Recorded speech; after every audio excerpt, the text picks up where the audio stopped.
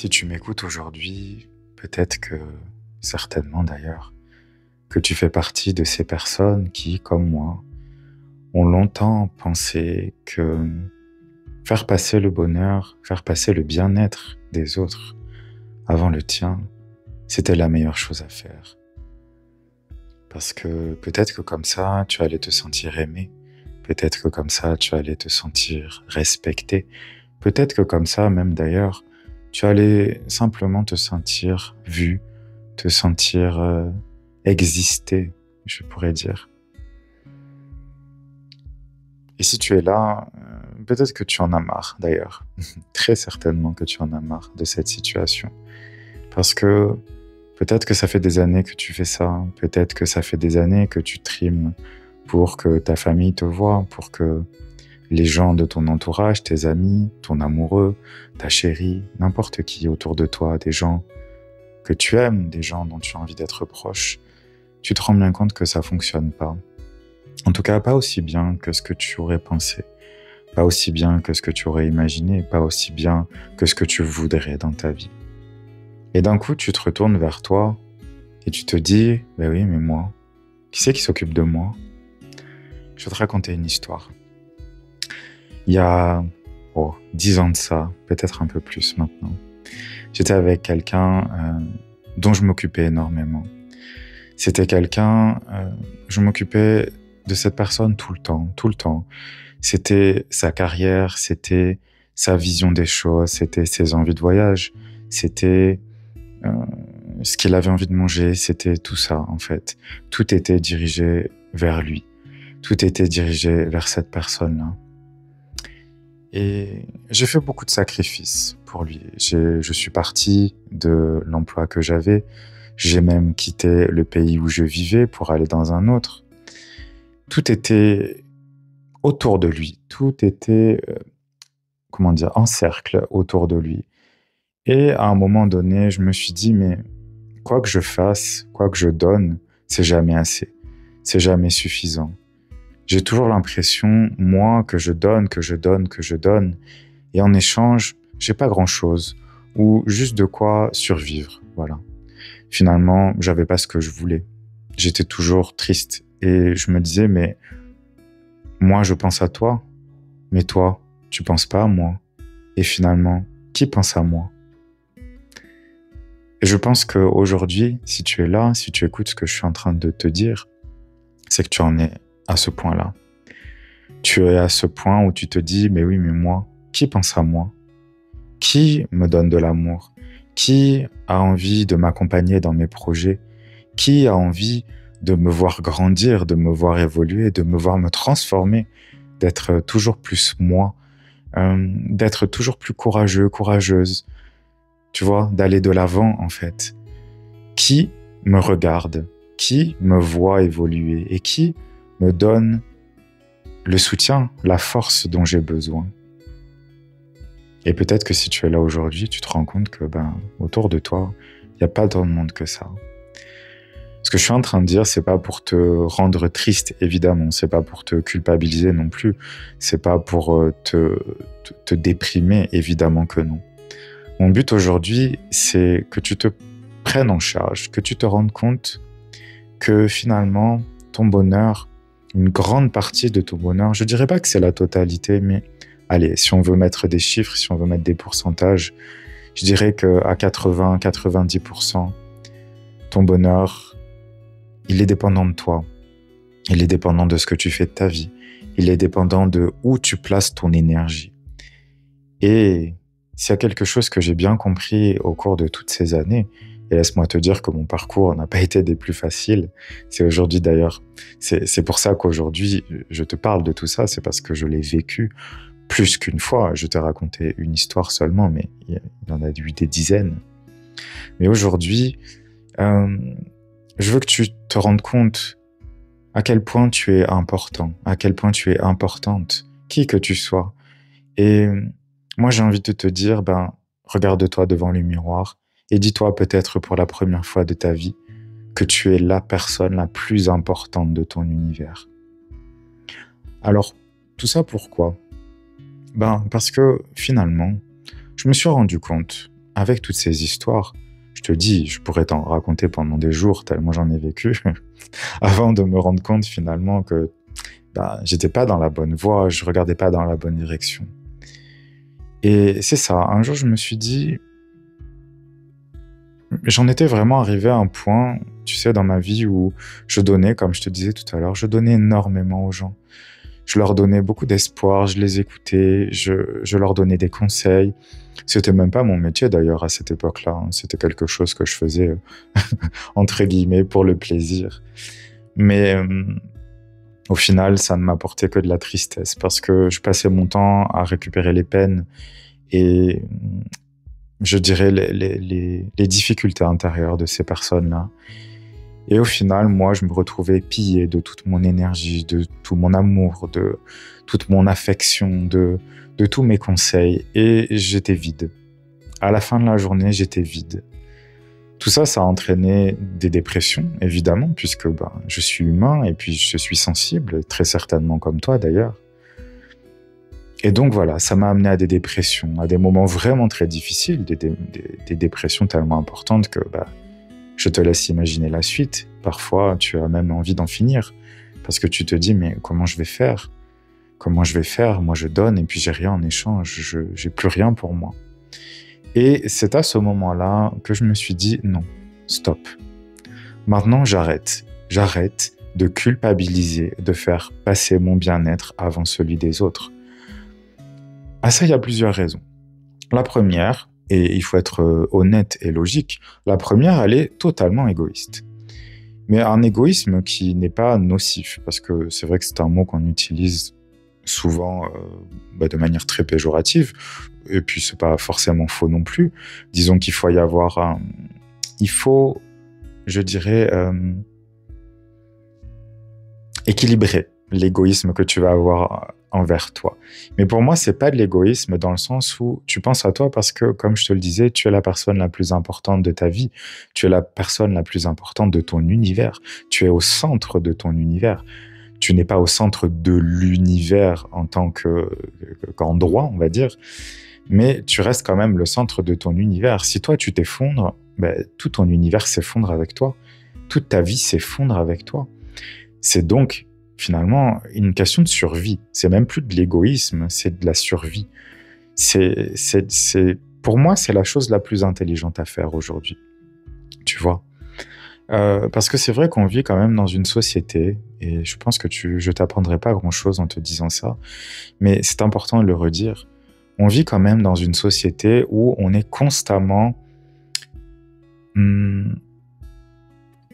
attiré vers les autres. On est constamment tourné vers les autres. On est constamment là pour les aider, pour les soutenir, pour voilà. Enfin, je pourrais donner plein d'exemples. Encore une fois, je te ferai pas l'affront de te dire ce genre de choses, mais tu comprends. On va toujours vers les autres. Et encore une fois, qui va vers toi ? Et si toi tu ne le fais pas, comment les autres vont aussi pouvoir le faire ? Donc, comme je disais, la première raison, elle est, on va dire, c'est une raison de survie. C'est une raison égoïste. Je me protège parce que si je ne le fais pas, personne ne le fera à ma place. Et même si quelqu'un essaie de le faire à ma place, il pourrait jamais le faire aussi bien que moi je peux le faire. D'accord ? La deuxième raison, et comme je pense que tu es quelqu'un d'empathique, comme je pense que tu es quelqu'un qui a effectivement envie d'aider les autres parce que ça fait partie de toi, parce que ça fait partie de qui tu es, ça fait peut-être même partie de ta mission de vie dans cette présente vie. Peut-être que tu es venu aider les autres, peut-être que tu es venu les réconforter, peut-être que tu es venu les conseiller, peut-être que tu es venu les guérir, les soigner.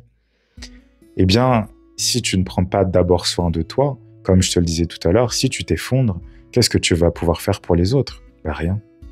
Ou alors tu vas pouvoir mettre des petits pansements par-ci, par-là pour ces personnes que tu aimes, mais au final, tu ne pourras pas vraiment les aider. Parce que faut bien comprendre quelque chose, et c'est quelque chose de très logique, encore une fois, si tu prends le temps d'y réfléchir un peu. Si toi, tu es tout cassé et toute cassée quand tu vas voir quelqu'un que tu veux aider, si cette personne a besoin de ta force, si cette personne a besoin de s'appuyer sur toi pour se relever, est-ce que tu vas pouvoir l'aider ?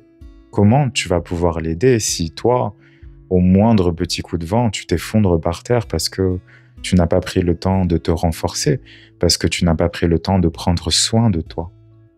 Tout ça, c'est quand même quelque chose d'important. C'est vrai que maintenant, je le dis comme si c'était logique, mais je sais à quel point ça ne l'est pas quand on est dans cette espèce de cercle vicieux qui fait qu'on veut tout le temps prendre soin des autres pour que les autres nous voient. Et encore une fois, c'est quelque chose, réfléchis-y un petit peu avant, parce que je pense que souvent, quand on aime les autres et quand on est...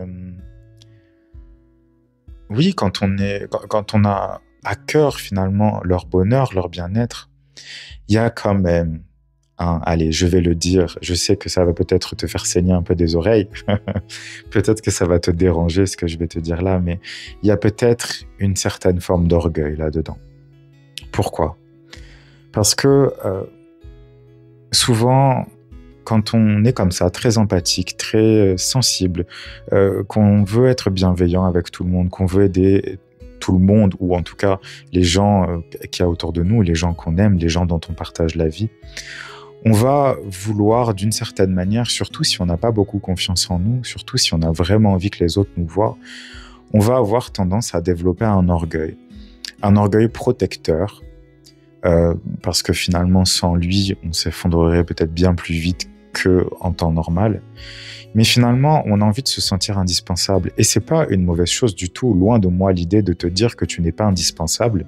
C'est d'ailleurs une des premières choses que je dis à tous mes clients et à tous les gens que j'ai autour de moi. On est tous indispensables parce qu'on est tous uniques. Mais donc, si tu as envie de te rendre indispensable auprès de tes proches ou des gens que tu veux aider, mais que en plus de ça, tu n'as pas confiance en toi, alors à ce moment-là, il y a cette forme d'orgueil en fait qui va se créer. L'orgueil qui se dit que finalement les autres sont plus importants que nous, et peut-être même que si les autres veulent nous aider, on ne va même pas accepter leur aide. Parce que il y a aussi cet orgueil de dire moi je vais y arriver tout seul, ou je vais y arriver toute seule. Est-ce que tu comprends ? Je t'invite vraiment à réfléchir à ça parce que quand je me suis rendu compte de ça dans ma vie, et je l'ai vu énormément de fois, dans les gens que j'ai aidés, dans les amis que j'ai pu avoir, dans les collègues aussi que j'ai pu avoir. C'était toujours quelque chose de très difficile à aborder comme sujet parce que souvent on n'a pas du tout envie de le voir, ça, cet orgueil. On n'a pas envie de le mettre en avant, c'est sûr, mais on n'a pas envie de le regarder. Parce que ça nous fait chier, parlons clairement. Ça nous fait mal, on n'a pas envie d'être comme ça parce que très certainement même qu'on se dit non, mais pas du tout. Moi, je ne suis pas orgueilleux, je ne suis pas orgueilleuse. Je suis quelqu'un de bienveillant, je suis quelqu'un d'altruiste. Oui, évidemment, mais l'un n'empêche pas l'autre. Et donc, d'une certaine manière, pour apaiser ces deux côtés de toi, ce côté très altruiste et ce côté très orgueilleux ou très orgueilleuse, même si peut-être que pour le moment, tu n'as pas forcément envie de le voir, pour moi, justement, c'est le soin de soi qui va prévaloir. C'est le fait de te mettre en premier sur ta liste de priorités pour pouvoir t'aider toi-même, pour pouvoir te soigner toi-même, pour pouvoir te guérir toi-même. Tu sais, encore une fois, je vais te parler de moi. Et moi, j'adore aider les autres. C'est quelque chose qui me fait tellement, tellement de bien. Je suis tellement, tellement heureux quand je le fais. Ça me provoque, ça provoque une joie immense, une fierté aussi, une fierté d'être moi et une fierté envers les autres. Je suis fier à chaque fois que je vois mes clients, mes amis, tous les gens que je veux aider, tous les gens que j'aide, se sortir de leurs problématiques, enfin arriver à sortir la tête de l'eau, enfin se sortir d'un problème qui a peut-être duré des dizaines d'années. Tu n'imagines pas la fierté en fait que ça me procure, la joie pour eux. Je vais toujours essayer moi de les amener encore plus haut. Ça, c'est quelque chose que je ne ressentais pas avant, parce que je me sentais vide, parce que j'avais rien en échange, tu vois. J'avais rien en échange par rapport à ça. Mais le fait d'avoir travaillé sur moi, le fait de m'avoir surtout écouté, d'avoir pris soin de moi, d'avoir pris soin de ce que je ressentais, de mes pensées, de mes sentiments, de mes peines aussi. Parce que très souvent, quand on est comme ça, on ne fait pas trop attention à nos peines. On se dit, bah, ça va passer, c'est pas grave. Ça va passer, et puis c'est pas si grave que ça, parce qu'on essaie de relativiser, on se dit que la vie des autres, bah, elle est pire que la nôtre. Puis peut-être, parfois c'est vrai, mais d'une certaine manière, c'est pas ça l'important. Parce que bah, peut-être que ce que toi, tu vois chez l'autre, pour toi, c'est grave parce que tu te dis, oh là là, mais comment cette personne, comment fait-elle pour continuer à vivre avec ce malheur, avec ce deuil, avec cet handicap physique, avec voilà, n'importe quoi, avec ce problème, avec cette rupture. Parce que toi, de ton point de vue, ben, tu n'arriverais pas à survivre d'une certaine manière, ou ce serait très difficile pour toi. Mais dis-toi bien que cette personne-là, peut-être que pour elle, c'est pas si grave que ça. Peut-être que pour elle, c'est pas si difficile. Peut-être qu'elle a pris l'habitude. Tu vois? Et donc, d'une certaine manière, retourne ton regard sur toi. Pour une fois. Regarde-toi d'abord. Mets-toi d'abord au centre, comme je te le disais, de tes priorités. Tu dois être la première ligne sur la liste des priorités. C'est vrai qu'au premier abord, on pourrait se dire que ça n'a pas grand intérêt de prendre soin de soi. Comme je te le disais tout à l'heure, c'est vrai que dans notre société aujourd'hui, et surtout dans des sphères d'aide, dans des sphères de don de soi, d'altruisme, je dirais, on a plutôt tendance justement à tout donner aux autres. C'est franchement pas la meilleure chose à faire, on est d'accord. Comme je te le disais au tout début, tu dois t'en être rendu compte, c'est aussi pour ça que tu es là, que tu m'écoutes maintenant. Moi, je vais te donner des trucs, je vais te donner des astuces pour te remettre au centre de ta vie. Parce que c'est sûr que si tu n'es pas au centre, tu dois être totalement déséquilibré.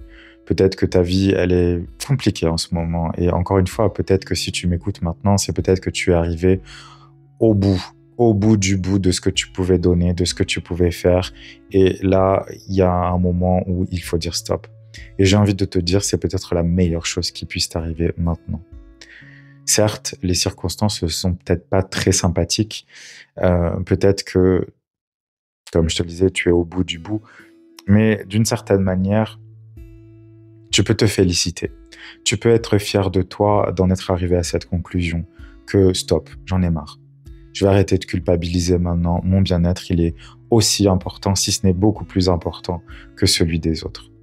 Alors, premièrement, la première chose qui m'a vraiment aidé personnellement à sortir de tout ce marasme, à sortir de cette espèce de puits sans fond dans lequel je m'étais volontairement, mais inconsciemment. Ça peut paraître bizarre, mais oui, c'est ça. C'était volontaire. Je voulais aller profondément. Je voulais vraiment aider les autres. Mais c'était inconscient dans le sens où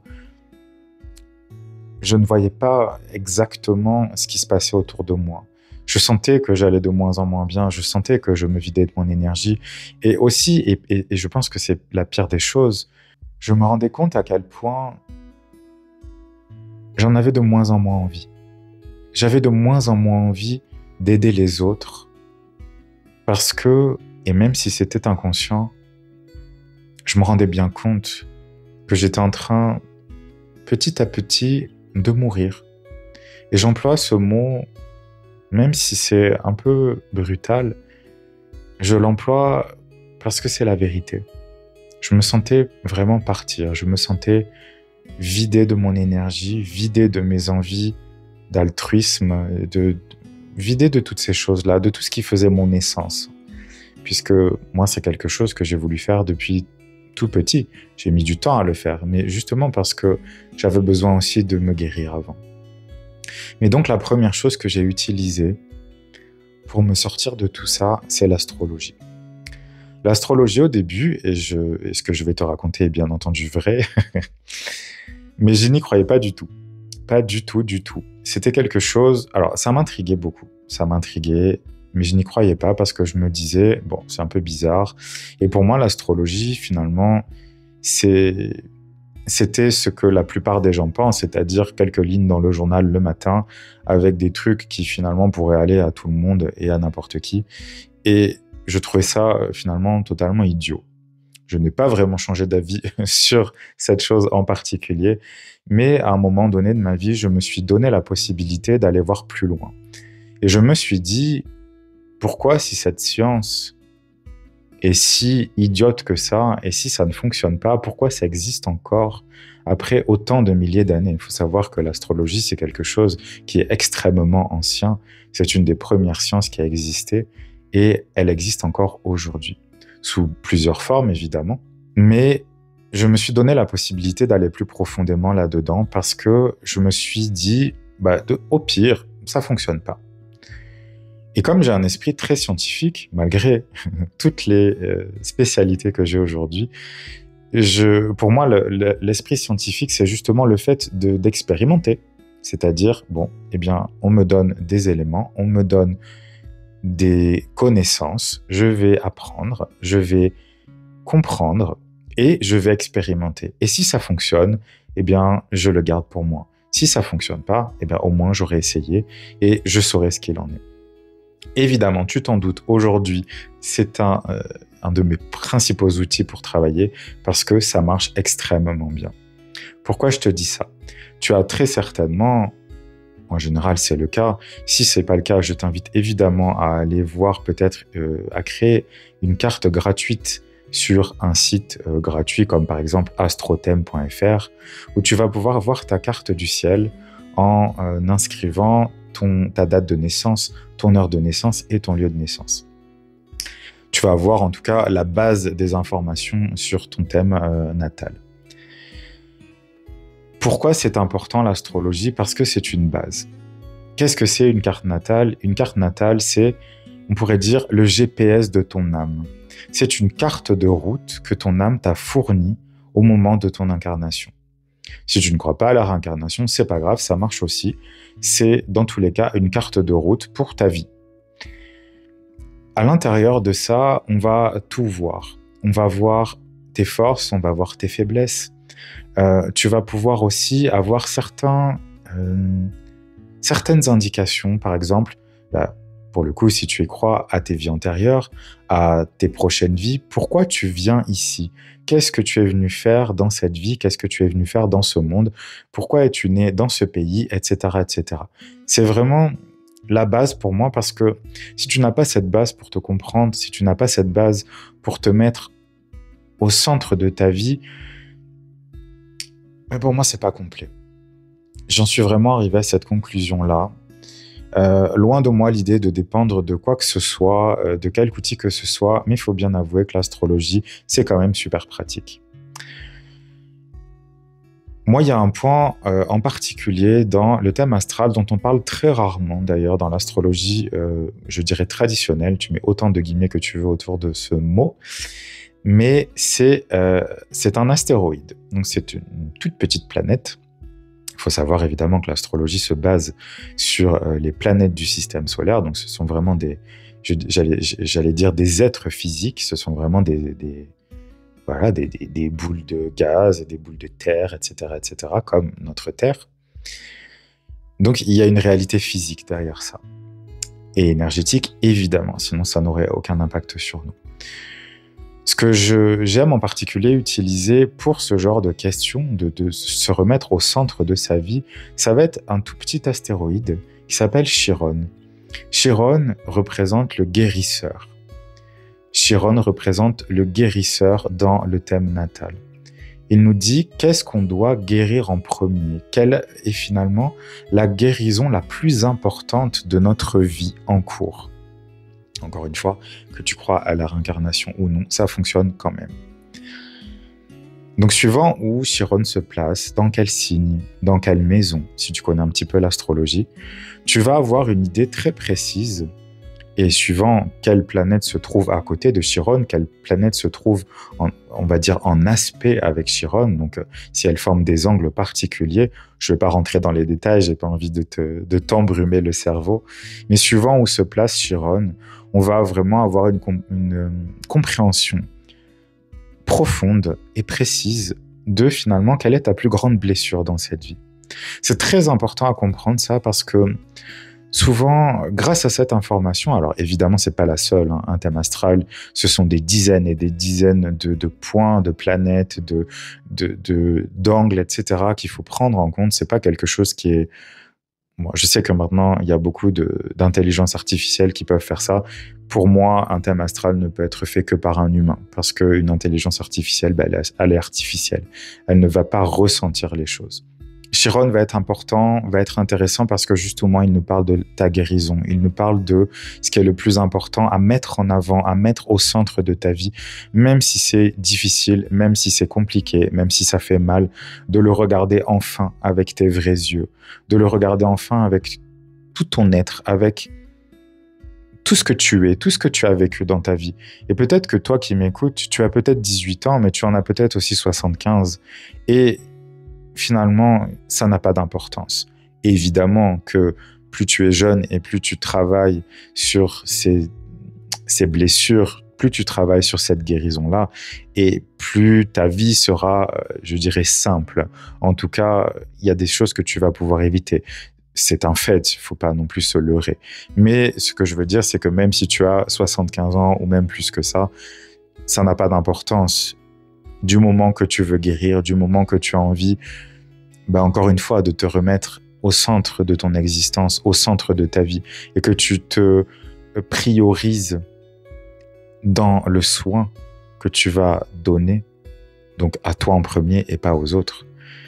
Tu vas avoir des bienfaits qui vont grandir de plus en plus. Et je t'invite vraiment à regarder déjà toi-même, comme je te disais, sur ces cartes gratuites, où se trouve Chiron dans ton thème astral. Dans quelle maison, dans quel signe, quelles sont les planètes qui y a à côté. Si tu as des connaissances en astrologie, je t'invite encore plus à le faire. Ça va t'aider vraiment, vraiment, vraiment beaucoup. Comme je disais, ce n'est pas le seul point, mais c'est un des plus importants par rapport à ce dont je parle aujourd'hui. La deuxième chose que j'ai utilisée pour ma guérison, pour me remettre au centre de ma vie, ça a été le tarot et les oracles. C'est quelque chose, encore une fois, qui est très très important. Pourquoi ? En particulier le tarot. Les oracles peuvent aussi être intéressants, mais selon moi, les oracles, ça va être un peu trop précis. Ça peut être évidemment très intéressant, alors sauf si tu as évidemment un oracle, si tu as déjà des oracles et des tarots, si tu as un oracle qui te parle vraiment bien, qui t'aide vraiment bien, évidemment, garde-le. C'est pas moi qui te dirai de mettre à la poubelle quelque chose si ça fonctionne. Si ça fonctionne, tu le gardes. Il n'y a pas besoin de changer de technique. Si toi, tu as trouvé une technique qui te fait du bien, tu la gardes évidemment. Évidemment, évidemment, ne change pas. Tu en changes si tu en ressens le besoin, si tu as envie de tester quelque chose de nouveau, mais garde toujours ça sous le coude. Donc les oracles, pour moi, ils vont être peut-être un peu trop dirigés. Avec le tarot, on a déjà très souvent beaucoup plus de cartes. Il y en a dans la plupart des tarots 78. Certains enlèvent des cartes, le plus souvent, ils en rajoutent quelques-unes. J'ai déjà eu affaire à plusieurs jeux comme ça. Mais le tarot va être intéressant parce que tu vas pouvoir l'interpréter d'autres manières et surtout tu vas pouvoir faire des mélanges entre les cartes. Le tarot, c'est pas spécialement un outil de divination dans le sens de je veux savoir l'avenir, je veux connaître ce qui va se passer. Tu peux l'utiliser pour ça, mais à mon sens et à la base, le tarot n'était pas utilisé pour ça. Le tarot, ça va être un complément de ton thème astral. Comme je le disais au début, le thème astral, l'astrologie, c'est la base de tout. Si tu n'as pas ça, pour moi, tu peux pas aller en profondeur. Il y a plein de choses que tu ne verras pas, que tu ne ressentiras pas. Il y a plein de choses dont tu n'es pas conscient. Et le tarot va venir accompagner. Le tarot va te permettre de te rediriger finalement dans un thème astral qui pourrait être... comme je le disais, il y a beaucoup d'informations. Il y en a même certaines que tu comprendras après 10 ans. Je donne un exemple. Moi, je connais mon thème par cœur. Mais à chaque fois que je le regarde, je me dis « Oh, j'avais jamais compris ça comme ça. » Et là, aujourd'hui, ça prend sens avec ce que je vis, avec ce que j'expérimente dans ma vie. Et donc, le tarot, lui, va te permettre d'aller plus loin sur ton chemin, d'aller plus loin sur tes réflexions. Le tarot, c'est un accompagnateur, alors que l'astrologie, c'est le guide.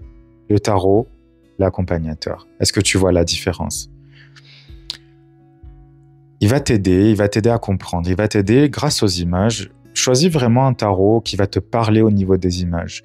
Si le tarot de Marseille, c'est quelque chose qui te plaît, si tu en comprends le sens en regardant les images, c'est parfait. Personnellement, pour moi, et là je donne vraiment mon avis personnel, ben, je l'aime pas du tout. Voilà, je le dis comme je le pense. Je l'aime pas du tout parce que il est pas imagé, parce que c'est tristouné, parce que voilà. Moi, j'aime les beaux jeux de cartes, j'aime les artistes qui sont finalement inspirés, qui se sont laissés aller à leurs sentiments, à leurs envies, à leur sensibilité propre. Et je trouve ça très intéressant. Ça peut être même intéressant d'en avoir plusieurs des tarots.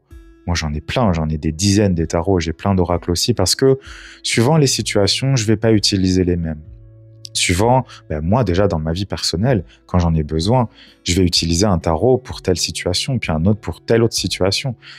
Évidemment, avec mes clients, ça va être la même chose. Je vais changer de tarot, je vais même utiliser plein de tarots et plein d'oracles dans une même consultation. Fais la même chose. Mets-toi au centre vraiment de tout ça. Encore une fois, ça fait partie d'une certaine manière de ta guérison. Laisse-toi la possibilité d'avoir plein de choix autour de toi et choisis en fonction de cette journée. Par exemple, aujourd'hui, après avoir écouté ce que j'ai à te dire, fais-toi un tirage. Utilise les cartes que tu as, quelles qu'elles soient. Même si c'est un jeu de tarot tout basique, tout bête, c'est pas grave, fais-le quand même. Tu vas voir que ça va t'aider. Mais donc, prends un tarot qui va être en accord avec ton énergie du moment. Le tarot, comme je te le disais, c'est un accompagnateur. Le tarot raconte une histoire. Le tarot raconte une évolution. Le tarot, c'est un outil d'évolution. Ce n'est pas un outil de divination. Utilise-le comme tel. Tu verras que plus tu vas te faire au sens des cartes, si c'est quelque chose que tu ne connais pas et que tu as encore besoin des petits livrets qui sont fournis avec les tarots, c'est très bien. C'est très bien. Continue comme ça. Mais c'est vrai qu'à un moment donné, ça peut être intéressant de te laisser aller, de juste regarder la carte, et d'où l'intérêt d'avoir des cartes qui sont très imagées, puisque ça va parler à ton cerveau droit en particulier, ça va t'aider à comprendre des choses. Tu vas regarder la carte et tu vas juste te dire, ok, qu'est-ce qu'elle veut dire cette carte ? Peut-être que je connais le sens de la carte, peut-être que je ne le connais pas, mais est-ce que c'est vraiment important ? Je vais juste regarder le dessin qu'il y a en face de moi, et je vais me laisser tomber dedans d'une certaine manière. Tu vois, tu peux même faire une méditation avec cette carte, pourquoi pas ? Tu t'allonges, tu mets la carte sur ton corps, tu mets la carte sur ton troisième œil, tu mets la carte où tu veux, mais juste de méditer là-dessus. C'est pas la peine de tirer 56 cartes, d'ailleurs très souvent plus tu en tires et plus tu es perdu, puisque tu comprends plus rien à ce que ça veut dire. Donc des fois, c'est peut-être même, voilà, comme je te disais, une meilleure idée d'en tirer juste une ou deux maximum, mais pas plus. Et juste se dire, ok, qu'est-ce que mon âme veut me dire au travers de cette carte ? Qu'est-ce que je suis en train de regarder ? Qu'est-ce qui est le plus important pour moi dans cette carte, ici et maintenant ? Parce que tu verras qu'à force d'utiliser des tarots, surtout si tu en utilises plein, tu verras que les cartes n'auront pas exactement le même sens suivant les tarots que tu utilises. Ça va être la même carte. Allez, je te prends un exemple. La carte de l'empereur. Parce que l'empereur, justement, c'est lui qui décide. C'est lui qui dit, moi, je suis au centre de ma vie, c'est moi qui décide, c'est moi qui suis déterminé, je fais ce que je veux. Si ça ne plaît pas aux autres, c'est leur problème. Moi, je fais ce que je crois juste, je fais ce que j'aime, je fais ce que je dois faire. Un point, c'est tout. L'empereur équivaut au signe du bélier en astrologie. Le signe du bélier, et si tu es bélier, tu dois peut-être t'en rendre compte dans ta vie de tous les jours, mais le bélier, il ne s'embête pas avec est-ce que les autres sont d'accord ou pas, sauf évidemment s'il y a quelque chose qui perturbe cette énergie dans le thème natal, mais c'est un signe qui va de l'avant et il s'en fiche de savoir ce qui se passe ou ce qui ne se passe pas. Il le fait parce qu'il a l'intuition, parce qu'il doit le faire, parce qu'il a envie de le faire. Donc l'empereur, dans un jeu, il va vouloir dire ça. Peut-être que tu vas voir un personnage qui va être très déterminé, qui va être peut-être même très fermé au niveau du visage, qui va être peut-être même un peu crispé sur son trône. Là, tu vas interpréter cette carte-là comme par exemple, je dois être vraiment, je dois me blinder d'une certaine manière face aux autres. Je dois vraiment, la première expression qui me vient, c'est montrer les crocs en disant non. stop. À partir de maintenant, c'est moi qui dis, c'est moi qui fais ce que je veux dans ma vie. Et toi, qui que tu sois, tu n'as plus d'emprise finalement sur moi et sur mes décisions. Mais si tu vois un empereur dans un autre jeu qui va être souriant, qui va être détendu sur son trône, qui va peut-être avoir des fruits autour de lui, des plantes, etc. Tu vas pas du tout le voir de la même manière. Peut-être que justement, ça va être cette carte-là qui va te dire, bon, là, t'es un peu trop crispé. Oui, évidemment que tu dois te mettre au centre de ta vie. Évidemment que tu vas bénéficier de ça, de ta détermination, de ta volonté. Mais peut-être que tu devrais un petit peu lâcher du lest. Peut-être que tu es trop bloqué, trop crispé, tu m'approches pas. Tu comprends? Ça, tu vas l'utiliser comme ça, le tarot. Et c'est pour ça que c'est vraiment important de détacher sa tête, d'essayer le plus possible de ne pas lire les petits livrets, même si de temps en temps ça peut être bien, je dis pas le contraire. Ça m'arrive aussi des fois, pour moi, ou même en consultation, de prendre le petit livret parce que je me dis, il y a quelque chose que je vois pas, il y a quelque chose que je comprends pas. Donc, j'ai besoin d'un mot en particulier qui va m'ouvrir cette voie spécifique pour cette personne-là. Je t'invite vraiment à le faire de cette manière aussi. Tu verras que ça va être encore plus riche et les cartes, elles vont prendre un nouveau sens pour toi. Peut-être que tu utilises un jeu depuis très longtemps, peut-être que tu utilises un tarot depuis longtemps, que tu connais par cœur les descriptions dans le petit livret. Mais finalement, est-ce que quand tu tires ces cartes-là, elles veulent vraiment dire ce que tu penses? Ensuite, je voulais te parler d'autre chose. Parce que même si l'astrologie et le tarot sont des outils qui sont extrêmement puissants, extrêmement utiles, et j'ai envie de dire indispensables et irremplaçables, surtout irremplaçables, il y a autre chose qui peut être utile si tu veux aussi te mettre sur le devant de la scène dans ta vie, te remettre au centre de ton univers, comme je te le disais. La troisième chose, et elle est non des moindres, c'est aussi de demander de l'aide. Comme je te le disais au début, quand on est dans ce genre de situation, on a l'habitude de se blinder, parce qu'on veut continuer à donner, mais en même temps, on sait très bien que ça nous fait du mal. Et se crée donc ce fameux orgueil qu'on n'a pas forcément envie de voir. Hein. Je sais, on n'aime pas le voir, cet orgueil, il n'est pas beau. Parce qu'en général, d'ailleurs, on parle de totalement l'inverse, on conseille totalement l'inverse aux autres personnes. Mais nous, on est les premiers, finalement, à le développer, cet orgueil, cet ego, finalement, surdimensionné. Loin de moi l'idée de dire que l'ego n'est pas une bonne chose. L'ego, il est là aussi pour t'aider à te défendre. C'est un guerrier aussi. À un moment donné, je vais encore te parler de moi. Je pensais vraiment pouvoir y arriver tout seul. Parce que j'avais tous ces outils-là. Je faisais des choses tout seul. Je lisais beaucoup, je me renseignais beaucoup. J'ai appris énormément de choses. J'ai fait plein de formations. J'ai fait aussi ma formation en naturopathie. J'ai fait toutes ces choses-là. Donc, j'avais une bonne connaissance. Mais au bout d'un moment, il faut quand même être honnête avec soi-même. Il faut être sincère avec soi-même et arrêter de se mentir et se dire « Oui, j'ai peut-être besoin d'aide. J'ai peut-être besoin de quelqu'un qui va être à l'extérieur de moi, qui va avoir une vue nouvelle sur les choses. » Ça, c'est quelque chose que je te conseille. Je te le conseille très fortement parce que ça va te donner un point de vue nouveau. Ça va te donner un point de vue, je dirais, rafraîchi sur ta situation. Parce que peut-être que ta situation, ça fait des mois et des années que tu es dedans. Et ce qui fait qu'au bout d'un moment, oui, tu sais que c'est pas bien et tu sais que tu as envie d'en sortir, mais au final, tu as tout essayé, tu sais plus trop comment t'y prendre. Ça a été très difficile pour moi, je vais te le dire sincèrement, ça a été très difficile parce que je pensais, comme je disais, naïvement, orgueilleusement, si ce mot existe, que j'allais pouvoir y arriver tout seul. Et j'ai fait beaucoup de choses tout seul, c'est la vérité. Et certainement que toi, tu as aussi été dans cette situation-là et que tu y es encore maintenant. Mais ça m'a pris du courage quand même, de me dire non, j'ai besoin de quelqu'un. J'ai besoin d'un thérapeute. J'ai besoin de quelqu'un qui va voir autre chose. À l'époque, justement, j'avais envie de trouver, parce que j'étais déjà conscient de l'importance, de la grande importance de l'astrologie, puisque je l'étudiais moi-même. Je me suis dit, je voudrais que mon thérapeute soit d'abord astrologue.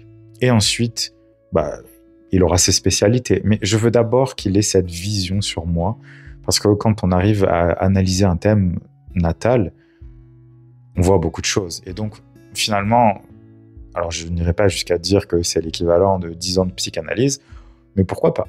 Disons qu'on voit des choses très rapidement. L'énergie qui se dégage du thème et de la personne, surtout si on l'a en face de soi, on sent tout de suite et très vite des choses. Bref, ça m'a pris du courage. Ça m'a pris du courage parce que j'ai dû me mettre en face de ça. C'est que pour certaines choses, j'étais totalement impuissant. Pour certaines choses, je n'avais pas les réponses. Pour certaines choses, oui, je voulais être au centre de ma vie. Oui, je voulais créer cette bulle autour de moi, cette bulle impénétrable qui finalement ne pourrait être pénétrée que par les personnes que j'avais choisies et non plus des gens comme ça, au hasard, qui passent, qui viennent, qui prennent et qui s'en vont sans jamais rien donner. J'ai été obligé d'une certaine manière, je me suis obligé à avoir ce courage-là, à dire je ne suis pas capable d'y arriver seul et donc il y a quelqu'un qui va m'aider. Et cette personne-là, elle va ouvrir les portes que je ne vois pas. Elle va peut-être me donner juste la petite pichenette, le petit coup de pied au cul, disons-le aussi, pour pouvoir avancer, pour pouvoir aller encore plus de l'avant et pour vraiment me libérer totalement. Cette personne, je l'ai trouvée à l'époque, c'était un thérapeute vraiment génial qui m'a ouvert sur beaucoup de choses. Si j'en suis là aujourd'hui, c'est en grande partie grâce à lui. Et je le remercie d'ailleurs, parce que sans lui, j'aurais pas pu faire tout ce que j'ai fait. J'aurais pas pu. J'ai compris beaucoup de choses avec lui. Ça a pris du temps, c'est vrai. Ça a pris de l'argent, c'est vrai. Ça a pris de l'énergie, c'est vrai. Mais tout ça, ça n'a aucun prix.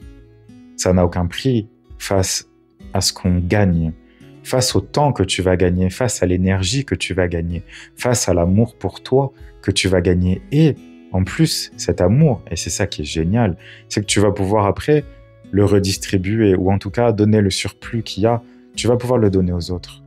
Tu vas pouvoir le donner aux gens que tu aimes. Et en plus, tu seras en capacité d'aider vraiment ces gens-là. Donc je t'invite vraiment, chaleureusement, à trouver ce thérapeute qui va être là pour toi, à trouver cette personne qui va pouvoir, je dirais, t'analyser, qui va pouvoir comprendre, qui va pouvoir surtout ressentir. Et c'est là où finalement, pour moi, l'astrologie, le tarot et toutes ces choses, évidemment, ce sont des choses que je te propose. Si je te parle là aujourd'hui, c'est aussi pour te dire que moi, je suis là, que moi, je peux aussi t'aider, que moi, je peux aussi t'ouvrir ces choses-là. Évidemment, ne soyons pas idiots, je suis quelqu'un de sincère. Évidemment que je suis là aussi pour ça. Mais ça peut être aussi quelqu'un d'autre. Peut-être que ça peut être quelqu'un d'autre que tu as croisé récemment dans ta vie. Et cette personne-là, elle va te dire, ben moi, je peux t'aider parce que moi, j'ai vécu ce que tu as vécu. C'est ça le plus important. Il faut que tu trouves quelqu'un, un thérapeute, j'insiste. Quelqu'un qui... Parce que très souvent, les thérapeutes, ce sont des personnes qui ont vécu ces choses-là et qui s'en sont tirées et qui, justement, veulent partager leur expérience, qui veulent justement aider les autres parce qu'ils savent, ils ont déjà vécu cette situation. Donc, n'hésite pas, donne-toi cette possibilité, donne-toi cette puissance, cette force et juste laisse de côté un petit peu cet orgueil de dire, ben non, je vais y arriver tout seul, je vais y arriver toute seule. Oui, tu vas y arriver toute seule. De toute façon, personne ne pourra faire les choses à ta place. Mais de temps en temps, on a besoin de cette petite pichenette ou de ce gros coup de pied au cul. Je te laisse sur ces mots-là. J'espère vraiment que ce que je t'ai dit aujourd'hui te servira de tout mon cœur. J'espère vraiment que tu retrouveras ou que tu trouveras cet équilibre que tu n'as peut-être jamais eu dans ta vie. D'être vraiment et totalement toi-même, de te sentir comme la personne la plus indispensable de ta vie, la plus indispensable de ton univers, parce que c'est le cas. Parce que c'est le cas. Et si je dois te donner un dernier conseil avant de te laisser aujourd'hui, c'est écris-le sur un papier. Juste un tout simple « Je suis indispensable ». Et mets-le dans un endroit chez toi où tu pourras le voir tous les jours. Je t'embrasse fort. Prends soin de toi et tu verras que toutes les choses changeront dans ta vie après ça.